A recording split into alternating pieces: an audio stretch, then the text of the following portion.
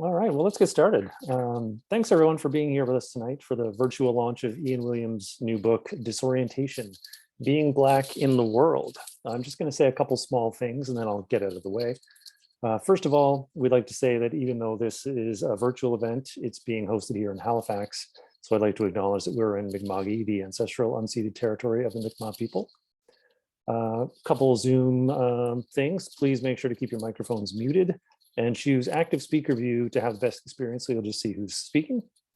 We'll have a discussion between Sylvia and Ian, followed by a short Q&A period, depending on what we have for time. If you've got any questions, feel free to type them into the chat window in the bottom there, and I'll be keeping an eye on that throughout the discussion. And with all that, let's get started. So we've got Dr. Sylvia Hamilton here, who will be interviewing Ian. She's a Nova Scotian filmmaker and writer who's known for her award-winning documentary films, as well as her publications, public presentations, and extensive volunteer work with artistic, social, and cultural organizations at the local and national levels. Her films include Black Mother, Black Daughter, Speak It from the Heart of Black Nova Scotia, Portia White, Think on Me, and The Little Black Schoolhouse, an exploration of Canada's segregated schools. Her poetry and essays have also appeared in a variety of Canadian publications, including her book of poetry, And I Alone Escaped to Tell You, which is released by Gaspereau Press here in Nova Scotia in 2014. And I want to say a big thank you to Sylvia for agreeing to host this discussion, and I'll hand it over to her now.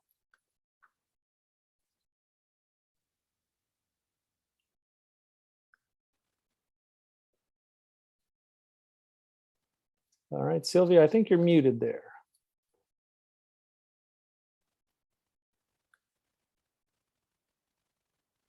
Unmute. Okay. There you go. There we go. Thank you. Thanks, Paul. And hello, everyone. Thanks for coming. And it's exciting to have Ian in Halifax virtually. So I'd like to first give a brief introduction to Ian before we begin. Ian Williams is an author of 6 books of fiction, poetry, nonfiction. He's also a professor of English at the University of Toronto, where he also received his PhD. Ian has won major awards for his creative work, including the Scotiabank Giller Prize for his novel Reproduction, which was published in Canada, the United States, and also the United Kingdom. He's also been shortlisted for many, many prizes, and including the Griffin Poetry Prize. His first book, You Know Who You Are, great title, was a finalist for the Relit Poetry Prize. And in 2022, he will be a visiting fellow at the American Library in Paris. So a very brief introduction, and welcome, Ian.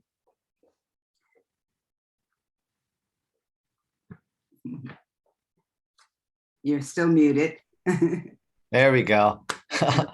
There we go. Hi, thanks for that, Sylvia. Thanks, Paul. You're welcome. So Ian, in order to just briefly orient our attendees, I'd like to just say a few words about your book. It's when I read through it, it's really interesting, and I thought about it, and I think it's organized, of course, in 3 parts, each of which has 3 or 4 sections. And from my read, you're reflecting on experiences and encounters of your own, your partners, your best friends, your niece, and your mother, all either center or circle around the question of race from a personal but not really an academic perspective or point of view. And I was really charmed by your obsession with a large puppet named Icarus, your great adventures moving from Vancouver back to Toronto, and the adventures with the moving company and when you would actually get your furniture. Your experiences as a Black Canadian living in the United States, pretty fascinating. And then, of course, you end the first part of your book with your description of the characteristics of whiteness in 10 bullet points, which we'll get to a bit later. So I'm interested in the title of your book, and when you came up with it, Disorientation. Could you just begin to read a short section on page 24 that begins Disorientation, just to tell us a bit about that term? Sure.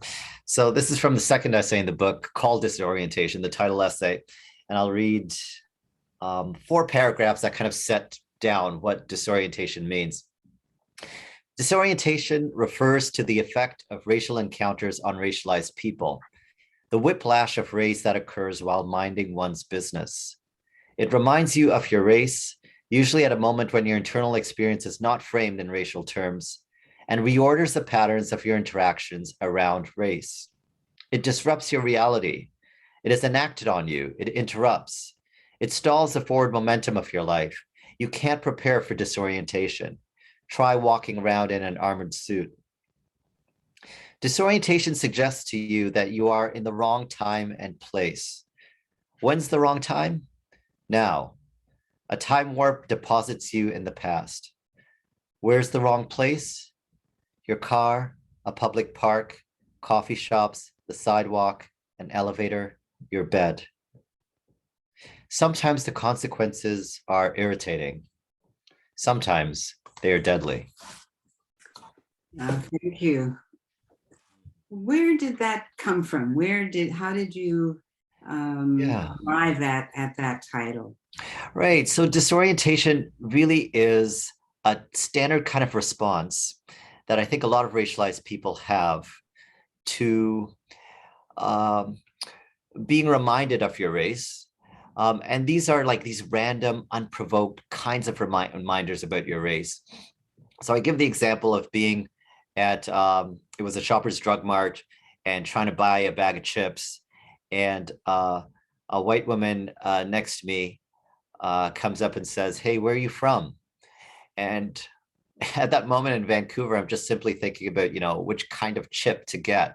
And then suddenly I'm like, oh, this is not about chips here. This is about me like not fitting in this present moment, or she's surprised to see a Black person in her day today or whatever.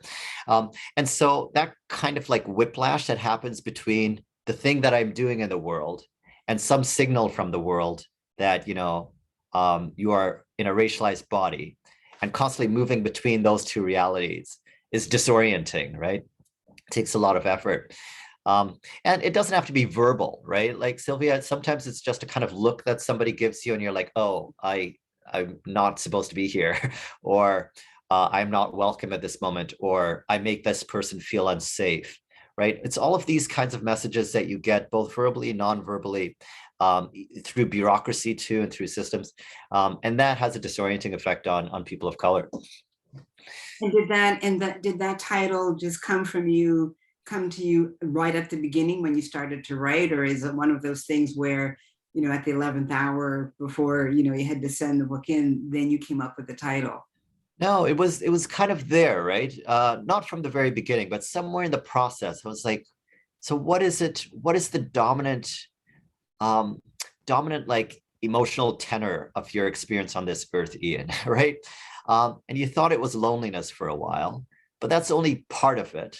And you thought it was something about like work, right? Really wanting to work hard, but that's only part of it too, because and the root of it, I found after writing these essays, and I thought about my brother and the other people in my life, the root of it is this sense of always being displaced or never quite belonging, and always trying to like spinning around, right? Processing all the time. And that kind of disorientation really was at the root of a number of other problems.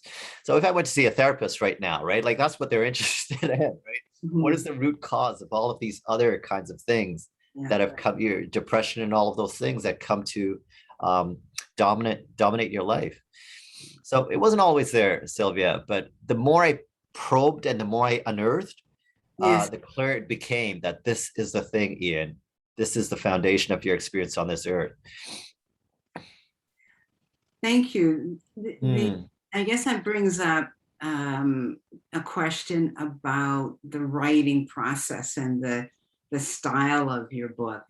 It's very conversational, It Mhm. seems that there are, some of the segments are shorter, some are longer. You might begin a story, such as the one with your friend Pierre's DWB, Driving While Black. Then Oh, you pick up another story, and then we circle back, and then we're back to Pierre again. You continue his story. Can you talk a bit about the process of writing and how you came to that stylistic approach? right. Yeah, a few things there, right? So I started writing this, it's really interrupted a novel that I was writing, right? So I was pretty much in novel mode here, big sort of cast and all of that, working through that. And then there were a number of events that happened last year that really redirected my attention. But you know what? Like, although it's nonfiction, I think it can still be beautiful and challenging and interesting and varied, and all of the things that I like in my other work. Yeah. Variety and texture and playfulness and humor, all of those things can still exist in a work that's as heavy as this one, or a subject that's heavy. I don't think my approach to it is. Um, and so, yeah, I brought all of those principles from poetry and fiction into this. And you know what, like the sort of, I guess the other thing too that contributed to this was the sense that I was writing a number of the essays simultaneously. So it wasn't like I finished number one and was like check mark onto essay number two, check mark. A lot of them were being written, you know, like 4 essays open in the same morning, right? And so I'd be over here, and then I'd be like, nope, nope, over here. And then for half an hour, I'm in the middle. And so you get the sense of real kind of crossover, because I want ultimately at some point in my life to be integrated, to have like an integrated internal experience instead of having this really of being a series of fragments or schisms. I don't know how you feel, Sylvia, but I feel like there are all these categories for my life and they don't stitch across. I've got friends in this pocket and in that pocket. I would like my life to be more integrated. And I feel like the book, although the essays can be read distinctly, put together, there's a sense of integration that I aspire towards in my own life. Do you have the compartmentalization thing, or are you pretty integrated? Well, it sometimes it's both. It's both compartmentalized and sometimes completely organized and integrated. It seems to me that there's that simultaneity when you were talking about writing, the essays, starting on one and also starting on another. That whole simultaneous experience. Often I have when you're writing, like you might start writing a poem and then you move on Yes. to something else, but that's still sitting there, I guess, simmering. Right, right, absolutely. It's never quite so discreet, right? Um, I've got writer friends who like don't move on to the next sentence until the present sentence is perfect. And I'm like, that just, how can you do that? Right? Like, how do you have such sure footing as you proceed through a work of art? And I don't. There's a lot of chaos for a long time and a lot of kind of things in the blender swirling around. And eventually I go into engineer mode and I kind of step back and position things where they need to be and build the house properly, right? But first I kind of gather materials. Is it something too about whether the style Mhm. enacts the experience and the theme of disorientation? Yeah, so in that title essay, Disorientation, you'll see parts of the essay turned upside down, right? Where the reader has to do this kind of thing and twist their head. And there was a lot more of it before my very wise editor, Ann Collins at Random House, said, people get the point, Ian, right? It's not poetry, right? You don't have to do all of that. So there are these kinds of like metatextual things that imitate the process and the feeling of it. And there should be a little bit of disorientation that's productive, but not the kind that is irritating. So like at the end of reproduction, right, when the book gets cancer, that should be a painful kind of read, right? You can still make your way through it or whatnot.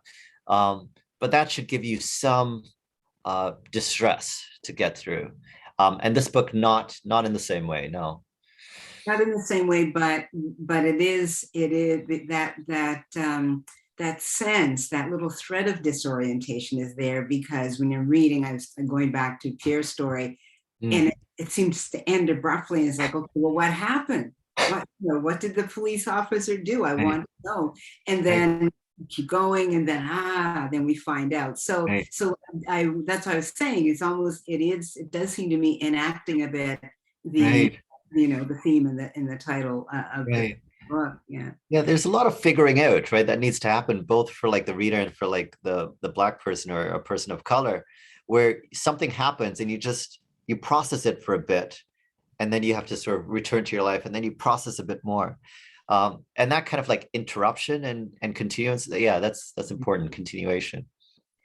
So have you, was this book simmering for a long time, or was this a book that kind of came together quickly? How long have you been working on? I know you mentioned you were writing the essay simultaneously, but are we looking at a year, 2 years? Like, what's the writing time on this piece?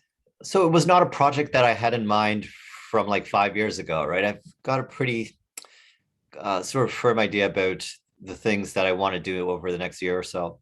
But this one came with a kind of urgency that swept aside everything else. And while it was not sort of a conscious project or a deliberate project planned 5 years ago, it had been simmering, and I thought I was dealing with it in poetry. The last book, I thought I dealt with it. And in fiction, in reproduction, lots of issues of race. But again, it was like so integrated into the fabric of the story that you don't think that this is about race. And so I thought that approach was doing me enough service, right, to get these things out of my system. But I mean, 2020 was wild, right? Wild in terms of racial politics. And I wanted to do this to kind of pause on like the dramatic kinds of writing, right? So no speaker and no narrator and no, positions to hide behind, and just talk directly to a reader for a moment. So it's almost like I hit pause on my career for the poetry and the fiction for a bit. I said, like, hey, reader, we've been seeing quite a lot of each other in the last 10, 15 years or so. There's something I want to talk to you about. You cool for like just for a book? I'll get back to the novel in a bit. And that's kind of direct address, really intimate, like one-on-one with a reader. That's what I wanted to do, to kind of bracket off this experience and talk directly to someone. And that is perhaps the conversational style that I was beginning. Yeah. So let's get to the 10 bullets of whiteness. And maybe to situate the audience, if you could read bullet number 7 on page 52 about whiteness being powerful, that characteristic. Okay, so there are 10 bullets, as Sylvia said, and this is number 7. Whiteness is powerful. We know how powerful something is from the ease with which it accomplishes its desires. Whiteness can do whatever it wants. To be fair, many white people can't, but whiteness can. Because whiteness permeates the state, because the state, in fact, is constructed on white supremacist ideologies, whiteness has the power to start wars, destroy entire countries, peoples, to take what doesn't belong to it. Its kindergarten report card would say, whiteness is encouraged to regulate its emotions and behavior. Whiteness is encouraged to share. Whiteness is encouraged to play nicely with the other children. It's obvious that whiteness is powerful. The question is not so much whether whiteness is powerful, but how powerful whiteness is. Here's a hypothetical situation. Something goes missing from your house. The white child points to the black child. The black child points to the white child. Whom do you believe? I reckon that without even speaking, the white child already has the benefit of credibility.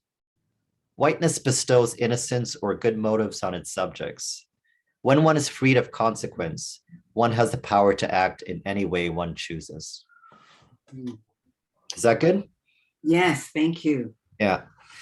But where did the articulation of these 10 characteristics come from? How did you arrive at those? Yeah. So I feel like in these kinds of projects, people try to understand Blackness, right? Or try to understand a particular culture, or gender, right? Feminism, try to understand how the world acts on women. But I wanted to reverse that and say, I want to see the thing that is constantly looking at me, right? I want to describe the thing that is always describing me and positioning me. And so when feminists look at patriarchy, right, it's that kind of thing, or masculinity studies, which is emerging these days. And I was like, what does whiteness look like, right? If instead of looking at me, I held up a mirror, what would I see? And I started thinking, okay, this thing that aims to control my life is powerful. This thing exists, first of all. It's not just some invisible force of nature. It's not gravity. Yeah, this thing is contradictory. This thing is always evolving and adapting. And so the features became clearer as I kind of started writing this little anatomy here, right? Trying to understand it. I'd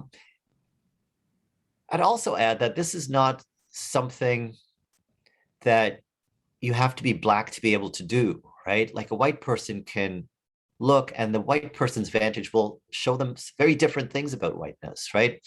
A white person might say whiteness embraces me simply because I'm Ukrainian or whatever, right? Or whiteness will protect me, or police system will protect me. I believe that police are there to protect, right? That I am an object of value and deserving to be protected. So depending on how you look at whiteness and from what angle, you see different qualities of it, different characteristics. And I think that's some work that white people can do, some racial work that white people can do.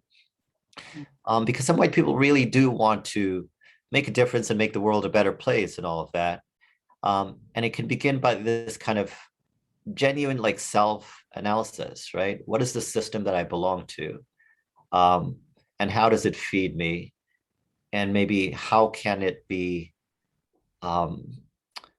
manipulated in such a way that some good can come out of it, any good can come out of it, or, you know, whatever, right? We just to understand it, right? From their vantage.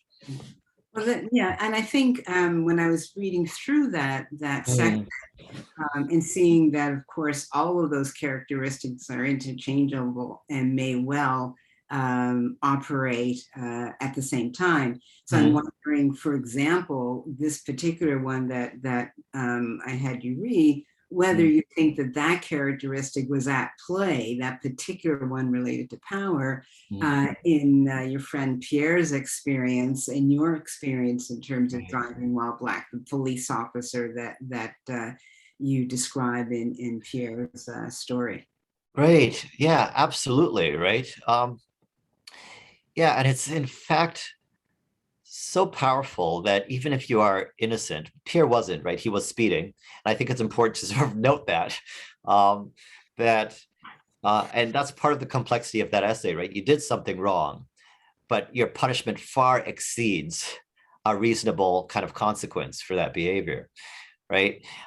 It's the, before like weed was legal, right? You know, your friends in high school were smoking up in their parents' basement or behind the school and stuff.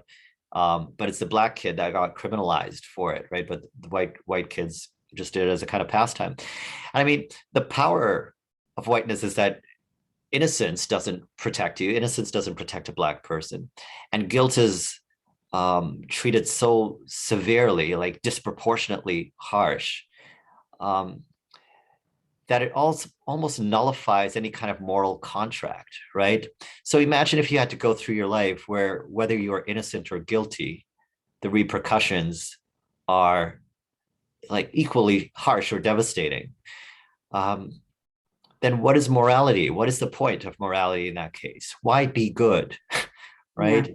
Why not just do what you want? So the power in that case, the particular police officer who stopped Pierre, Mm, he had a reason to stop him because he was speeding, but it mm, was beyond reason in terms of absolutely. we won't give Absolutely. away exactly what all happened, Right. but that No, it, that notion of what that power of that person was and how that was. right. Um, It's a very fine line when people have power between sort of enforcing it and abusing it, right? Um, and power is one of these things that like showcases itself. It's like pride, right? Like you don't really feel people's power until they demonstrate it and display it. And so when a cop uh, needs to feel powerful or show power, they must sort of display it to some degree. And that's often at the cost of, Black people, Black men, largely. So, yeah, I mean, I had a similar situation in earlier this year. It was in the spring. I was still living at my previous address at a condo. Cop stops me in front of my house, in front of my condo, because I was driving with my BC plates on. It was in the middle of COVID. Um, and funny thing is, speaking of being innocent, I had my Ontario plates, my new Ontario plates in the back seat of my car. I had braved COVID, gone into the office, done all of that risk just to be on the right side of the law. But I could not remove my old plates because the bolts were rusted, right? It was a mechanical difficulty, but I was like, I've got my plates on me if anything happens. The cop, though, wrote me up a ticket before speaking to me. And so he had no idea that the plates were in the back and he delivered the ticket. And in my heart, I'm thinking, what about the person with Quebec plates? What about the person with New York plates and Saskatchewan plates driving around here? Why me with these BC plates, with the correct plates in my back seat? Why am I the one who's getting this $200 ticket right now, right? So it's that kind of thing. Try your best. Try your best to go over and beyond being good, but being like model, and then still being slapped with a consequence. So yeah, it's your the quote, whiteness adapts, and whiteness is like a melody where the tune stays the same but the words change. yeah, the autumn leaves, right? It's always being covered by new governments and new systems and new people in power. Um, but we recognize the song. Yeah. Can Mm. I then turn for a moment to some of the themes in your book Okay. and the current environment? Your book is landing right now in an environment that's marked by, headline, major media coverage of racism. So Mm. just bear with me for a moment as I just cite a couple of prominent Canadian examples to think about as part of our conversation. So, of course, top of mind is the ongoing discovery of unmarked graves and burial sites at former residential institutions. June 2021, 5 members of a Muslim family murdered by a man who drove his truck into them as they went for their evening stroll in London, Ontario. September 2020, when Ms. Joyce Echaquan, the Indigenous mother of 7 who died shortly after recording herself when healthcare staff in a hospital in Montreal hurled awful racist abuse at her. And earlier this week, the Quebec coroner cited systemic racism at the core of this tragedy. Yet we've got the Premier of Quebec denying the existence of institutional racism. 2019 in Vancouver, the 12-year-old Indigenous girl and her grandfather who were handcuffed when they went to open a bank account. And in Toronto in 2016, a 6-year-old Black girl, 6 years old, had her hands cuffed behind her back, ankles cuffed, 2 white police officers at her school held on her stomach for at least 28 minutes. And then we've seen reports and surveys documenting the rise in anti-Asian racism, anti-Muslim attacks across the country. It's a litany. So can you speak to how your book is entering at this moment within this troubling environment right now? Like where does your book land? How do you see your book perhaps helping to bring some conversation? What's brilliant, Sylvia, about what you just did there was you didn't even have to go to America, right? All of your examples were right here in this country. And so when we get on this, this kind of self-congratulatory thing that we do in Canada about like racism being a Southern problem, right? This stuff doesn't happen. The brutality that you described there is very much here and present, right? And what's also like important about that is that the violence is not just against Black people. I think when we see the news out of the States, we get the sense that, race relations is simply between white and Black, right? But in fact, there are like pervasive, like systemic attitudes and approaches towards Indigenous people in Canada, towards people of color by religion as well. And, like the example of the Muslim family, right? The family of 5, where someone drives a truck into them. This is like literally what I'm talking about with disorientation. This is the sense that you're just going out for an afternoon walk, right? You're just kind of looking around your neighborhood and someone's hate slams into you and kills you, right? Kills them in that case. In the book, I'm talking about much more things that you survive, right? Sometimes it's life or death. But this sense that just living brings with it these risks and these dangers that white people don't face unless they're accidental, right? If a white person gets hit, it's probably an accident that happened, right? It's not someone driving into the car because of how you look, right? Something you have no control over. It's not that. As you're reading, Sylvia, and you gave like such good detail about it, I'm thinking like, I don't have the heart for this world, the sense like it's just the despair is just so deep. Like what possible dent can you make? And where are these people building the hate from, right? And how is it going? Well, first of all, it was unseen and then unpunished. And what gives me hope? Like my hope is that there are enough civil people out there, like good conscienced people out there. That's a new word there, conscienced people out there.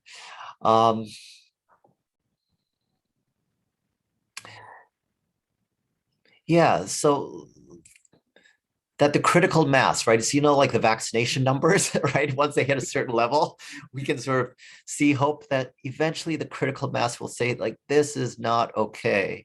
This hate is not typical. And this kind of polarity, we don't stand for it at all anymore. And so I'm talking to like reasonable people, right? I'm talking to people who are reasonable, but perhaps maybe afraid and maybe lack the courage to get into this debate and this conversation, because the risks are real for Black people and white people alike, right?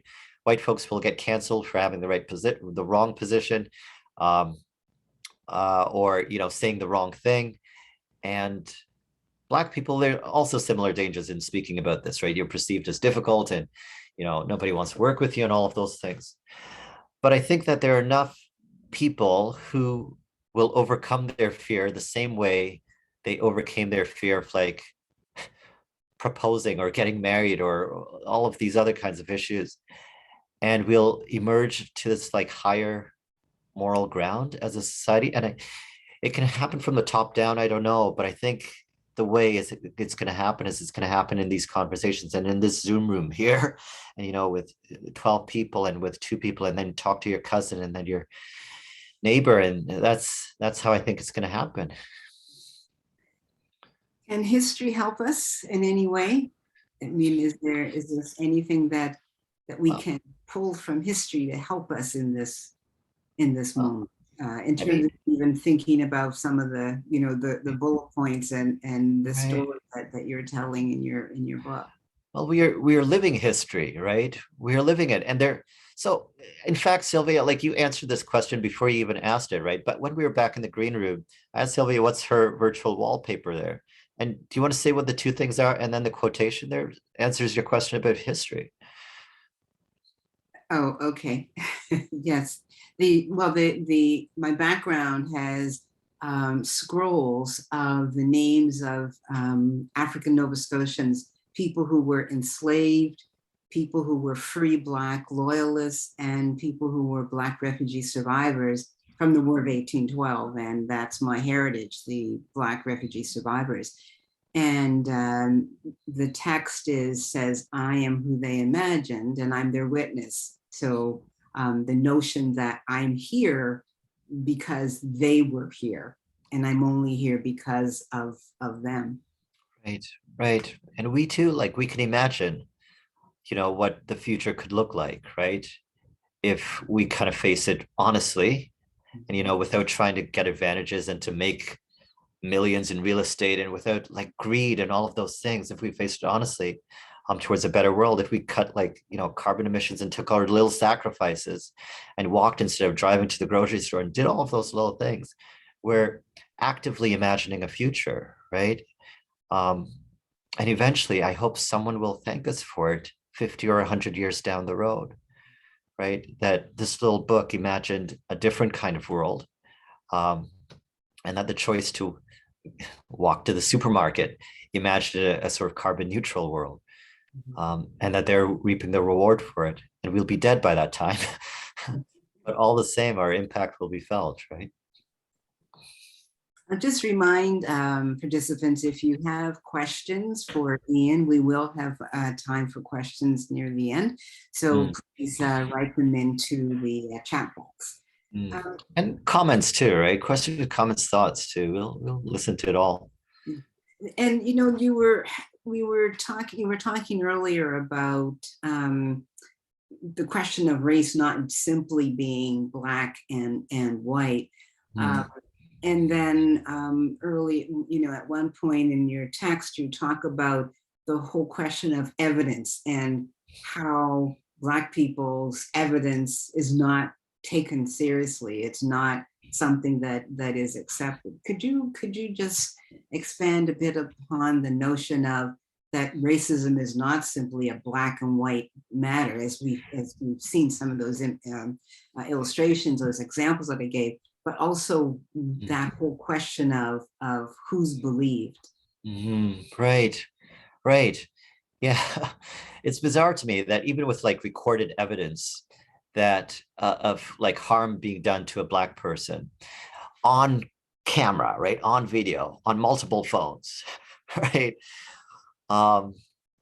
that an officer can still be given the benefit of the doubt, that his testimony far exceeds like recorded evidence, right? Objective world evidence. And so the problem with evidence on a smaller scale here is this sense that it's on Black people, always on us to prove that something is in fact racist, because the alternate explanations are so much more palatable, I think, for white people. So when someone constantly says, are you sure that's what they meant? Or she just looked at you. She didn't look at you funny. She just looked at you. What they're in fact suggesting is that I am not an apt and sophisticated interpreter of my own reality, right? That my perceptive apparatus is somehow defective and that they, through a glimpse into my life, have a more plausible explanation of it. And that's, no, that just can't be. And in fact, when we speak, people of color, we're speaking based on the layering of a number of accumulated experiences, right? The evidence is just so deep down that you're only seeing a very tiny layer, right? It's like archaeology. You're just seeing a little bit, a strata of it. And you have to trust that I can't tell you what happened in 92 and 2004 and 2018, but I've seen that look, yesterday and the day before and a month ago, right? So I know it, trust me on that. And so the look is new to them. To stay with that example, the look is new to them. And our age values kind of skepticism and scientific doubt, right? And this burden of proof. But I think maybe we should move towards trust, right? Just like we emerged from postmodernism and all that cynicism that really did us in for, a good 20, 30 years, all through my education, certainly. And we're moving towards sort of empathy. I think maybe we should move towards trust, right? Instead of doubt. Yeah. Would you perhaps open, I was thinking about if you were to engage in a conversation with some of the denialists and the apologists, the Premier of Quebec, about, these very critical, life-threatening issues, how might you open those conversations? Would you open the conversation with talking about trust and that's how we have to begin before anything else can be spoken about? Yeah, for me, that conversation begins with the victim, right? Can we hear what she has to say and what her experience was and what it feels like to be on the side of that? Okay. And, can you imagine being degraded like that, right? And being degraded like that. This is just the one that make the media, right? This is not the sum of all of her experiences. And so it's impossible to nullify this woman's experience, right? Let's just accept it for what it is. However you want to talk about the systems and the structures and all of that, can we accept that something really terrible was done publicly and by public employees to this woman? And because they're working for the government to some degree, what responsibility do you have to train your workers and to prepare your workers and to make sure this is a place, the hospital is a place not only for white people, but for all kinds of bodies, right? We know our workers are under great duress, right? This is just, it's hellish to be a healthcare worker these days. And we all know what stress is and all of that. Like, I can understand that point of view. We're always extending, right, to the people who do us harm, trying to understand their point of view. But it would be nice if, for a change, they looked at the victims and said, okay, I see your point of view too, right? I see it. And better yet, I'm sorry. It's amazing how far that goes, right? It's amazing. Like, think about, you're in a relationship and you don't realize, you think you've moved on from it. And then 15 years, 20 years later, that person from high school comes back to you and says, I was a real jerk to you back in high school. And I'm sorry, man. I'm really, really sorry.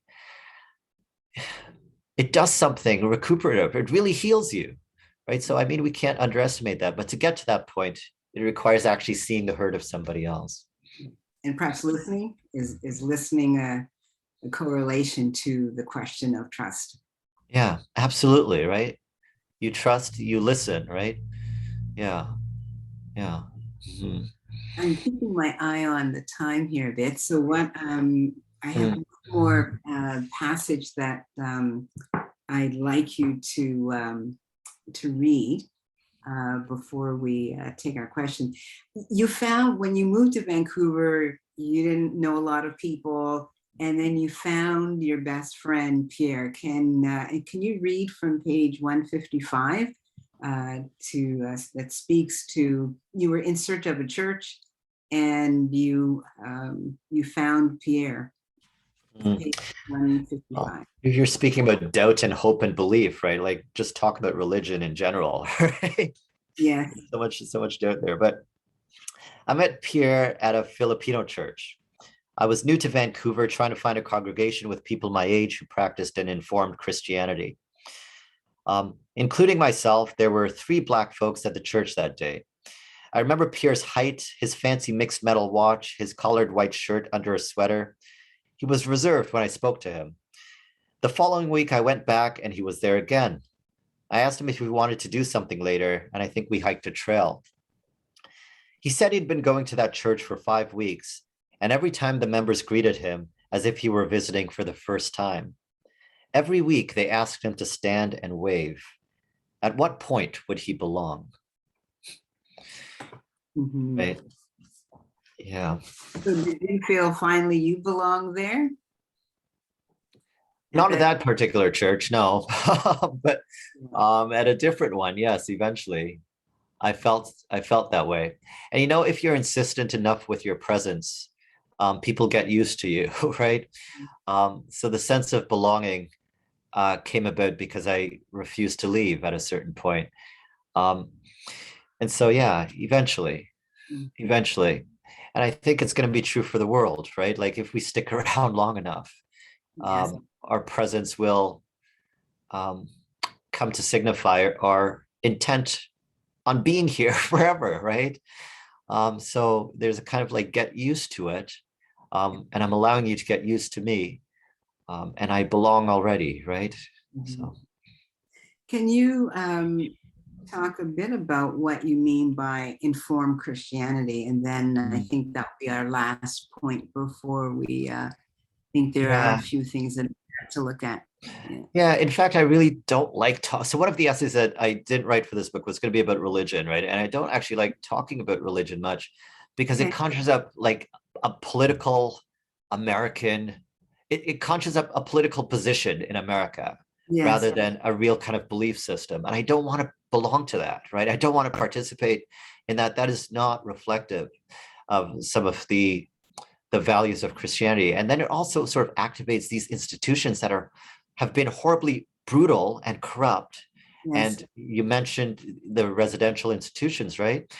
And slow to apologize and slow to acknowledge and can't belong to that either, right? So I understand people's frustration with it. Yet, if we're willing to move beyond sort of the organization of it and move beyond like the institutionalization of it towards a value system, then there's great beauty in that experience, right? Great private beauty that really can't be conveyed scientifically or through academic treaties or anything. It's a real kind of intimacy with the universe that most people cancel because there's been so much destruction in the wake of religion. So yeah, that's for another book, Sylvia, maybe another essay. I'm going to keep thinking about it. Sure, thank you. We have, I think, Paul, we have we have some comments in the chat. Can I read these? Yeah, would you like to read them or do you want me to go through them? I think I'll okay, I've got them. I wasn't sure if my chat was opening. So this is from Lori. I love the upside downs and footnotes in reproduction. It was sort of painful, but made you feel more. I don't know in the story. Oh, good to hear, Lori. And Jennifer Vanderberg agrees. We have, I'd love to know how you both feel about Zoom. What is the relationship between actual and virtual space politics? Sylvia, you've doubled down on confronting the problematics of space of here in Nova Scotia at the same time that you're engaging in virtual spaces. Ian, you are experiencing this too, but how does virtual space disorient or orient us in different ways, or does it than actual space? Yeah, I'm curious about what they mean about your work with the here on there, Sylvia. Do you want to go first or should I go? You should go. Did you get the one question from Jennifer? Yeah. How are you experiencing this whole virtual space? That's right. Disorient, yeah. Yeah. So I mean, we're used to it now, and Zoom's not going anywhere in the foreseeable future. But I think one of the problems with it is it allows me to flatten people, right? So Evelyn White is a name to me and sort of a theoretical person in a way that if I had to deal with Evelyn White in a room, I have to deal with the reality and, the history of the lines on her eyes. And is she a smiler? All of those information that we get that humanizes people have been sort of like obfuscated or totally like eradicated by Zoom. So I struggle with, living in the bubble of an idea of people rather than people themselves. And when people present themselves in all their messiness and all of their complication and complexity, I think that is important, right? Rather than our very sanitized like social media tiles and all of that. So yeah, Zoom doesn't substitute for real life. I'll say one more thing, right? Paul and I were talking about this before, and there's something lost about sort of when we're in a space together, like in a movie theater, there's this kind of communal sense that we're sharing something, and that we're all like, even if we're silently watching a movie or silently at a book reading, we're all there together, feeling energy, right, pass through us and responding to that. And on Zoom, not quite the same. No, not at all. How about you, Sylvia? What do you think? It is. I do find it awkward to do these events and to be virtual, but then again, it's remarkable in that you can see people, you can see conferences and events that otherwise you might not be able to. I mean, I couldn't always fly to New York or fly to Amsterdam and at a glance or at a point that so there's, to me, that's I always like to see, is there some advantage? And that to me is a real advantage. Things that I've watched and listened to that otherwise I would never have been able to. So so that I always like to think there has to be something in this. There has to be something in this. So I'm happy to be able to listen to Natasha Trethewey reading her poems, or Rita Dove, or any incredible artists that I've been reading about stateside particularly, and then or even in other parts of Canada. So I do find that that's been very nourishing. Very nourishing. So that's good. And we have a comment from Evelyn, actually. In terms of looking to history for hope, there was Patrick Smith, the transgender man who testified, his uncle, who was involved in the bombing of the 16th Street Baptist Church in Birmingham, that convicted his blood kin years after the event. Born Elizabeth Cobb, Smith died before knowing the impact he had on righting an egregious wrong. The Spike Lee film For Little Girls probes the bombing, but does not include information about Mr. Smith, because information about him did not come out until after Lee's film. So yes, there is hope that some white people will come correct. Thanks, Evelyn. And then a comment from Jennifer, quote, insistence, close quote, as present. That's amazing, Ian. Thank you. And I totally agree with that. I've missed my synchronous screenings with my students. Thank you. Two of you coming together, for instance, great point. Thank you. Wonderful, nourishing. Thank you. Okay. Those are the comments that we've had from all of our generous participants who have spent this last hour with us. So I thank you, Ian, for taking the time to be with us virtually. Maybe you'll be in Halifax at some point. And I hope so. Thank you, Sylvia. And thanks everyone in Halifax who's in this room here, or wherever you might be. Thanks. All right, thanks everybody. The book is Disorientation, Being Black in the World. It's an incredible book. This was such a treat to get to listen to you talk about it, Ian. Thank you so much.